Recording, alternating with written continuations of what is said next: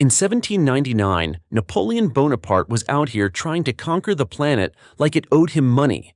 Military genius, full-time narcissist, and a part-time fashion icon. After steamrolling Egypt and collecting cities like they were Pokemon, he looked north, toward a little walled city near the Mediterranean Sea, a place under Ottoman rule, a place called Acre. Hi, I'm Eric, and before we get into what went down, let's talk about Acre for a second. It looked small but hit like it had something to prove. Wrapped in thick stone walls and sitting right on the coast, it was basically the "you shall not pass" checkpoint of the region. It had been conquered, burned, rebuilt, and still stared people down like, "Try me." Built for chaos, built for drama. Acre wasn't just a city, it was a medieval mood. So, back to Napoleon. Still high on ego and low on self-awareness. Tiny city, big walls. Zero interest in joining his Empire of the Month club. Naturally, he thought, yeah, I'll take it. Because humility? Not exactly in his toolkit. Inside Acre was Jazar Pasha. Translation? The Butcher. And honestly, that should have been Napoleon's first clue to turn around. Jazar wasn't just an Ottoman governor, he was the kind of guy who didn't negotiate. He ended things. And as a bonus plot twist, the British showed up, which parked their warships nearby just to personally ruin Napoleon's whole vibe. Napoleon started the siege with the energy of a man who had never heard the word no.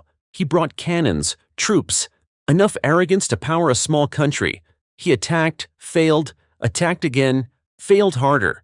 Meanwhile, British warships were out at sea, launching cannonballs and British sarcasm directly into Napoleon's confidence. 2 months in, things fell apart. His troops were dropping. Plague, exhaustion, heat, bad vibes. Tunnels collapsed, artillery got stuck, and Acre, still standing, still unimpressed. Eventually, Napoleon had to admit it, this wasn't happening. So like any dramatic man-child with a bruised ego, he packed up to leave, but not before one final act of pure Napoleon. As the story goes, just before retreating, he took off his fancy little hat, yes, the iconic one, and threw it over the city wall. Then said, "There, now I've captured it."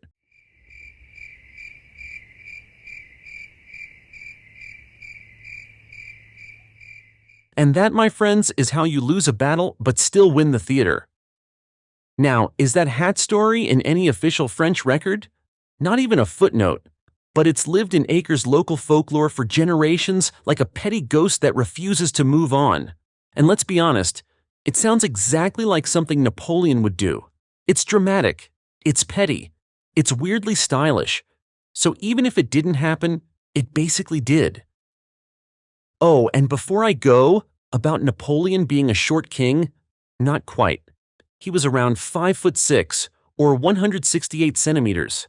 Sure, that's more hobbit than hero by today's standards, but back then, totally average in France.